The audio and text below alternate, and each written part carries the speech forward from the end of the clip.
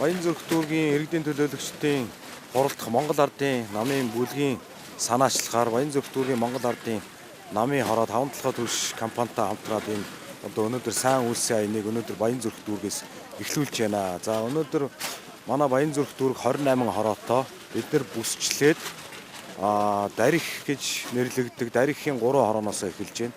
2, 21, 27 дугаар хороодын амжиргааны төвшин одоо доогуур одоо настай өрх толгоосон энэ эмэгтэйчүүдэд одоо энэ шахмал түвшээ бас гардуулж их энэ сайн үйлсийн аян маань явж байна. Ер нь цаашлаад бол одоо мэдээж бид нэр одоо Баянзүрх дүүргээ өсчлээд явж байгаа.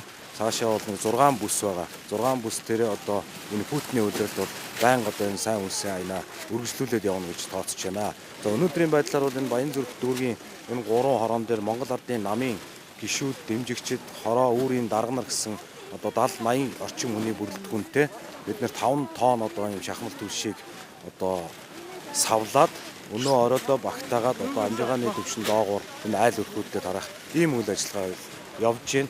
За өнөөдрийн аян маань ер нь яагаад санаачилсан, яагаад ингээд одоо бид нар энэ аянд нэгдэж орохоор болсон бэ гэхээр одоо ер нь бол айл өрхүүд ер нь бол нийслэлийн хэмжээнд байгаа одоо манай иргэд маань мэдж байгаа.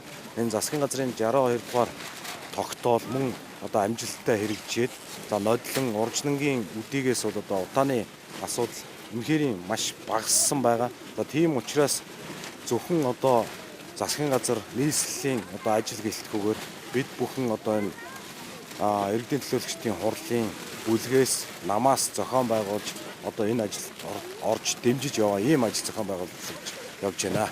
Зөвхөн одоо засгийн газар нийслэлийн одоо ажил гэлтгүүгээр бид бүхэн одоо энэ иргэдийн төлөөлөгчдийн хурлын бүлгээс намаас зохион байгуулж одоо энэ ажилд орж дэмжиж яваа ийм ажил зохион байгуулж явж байна. Амжиргаа доогуур хүмүүс биш үнгээд тэгээд юм. Тэгэхээр одоо энэ хэлж байгаа хүмүүсээр тэр бүлэг хамаахгүй усууд гэсэн үг. Энд одоо ажиллаж байгаа улсууд болохоор манай Баянзүрх дүүргийн одоо энэ дарих чиглэлийн намын идэвхтэн гишүүд дэмжигчд ийм хүмүүс байгаа. Тэр одоо бүлэгт бол хамаарахгүй улсууд байгаа. Ер нь тэр бүлийнхнийг хамруулад ингээ өөрсдийн 300 төгрөгөөр төлбөрийг нэмэгдүүлээд явах юм бол илүү бас юм шүү. Ер нь бол илүү үр дүнтэй л дээ. Гэхдээ бид нар бол судалгаа гаргасан. Баянзүрх дүүрэг дээр 98,000 гаруй өрх байдаг. За түүний тал хувь буюу бараг 60% нь одоо гэр хороолд амьдран сууж байгаа. За амжиргааны төвшин доогуур айл өрх гээд ингээд явхлаар үндсэндээ тэнд одоо 5-аас 6 хүүхэдтэй өрх толгоолсон эмэгтэй.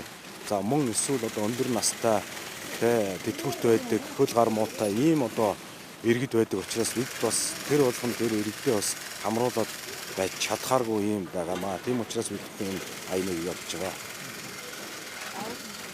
Инхтавны Батамглан, Батамглан. Баянзүрх дүүргийн Монгол Ардын намын хорооны дарга.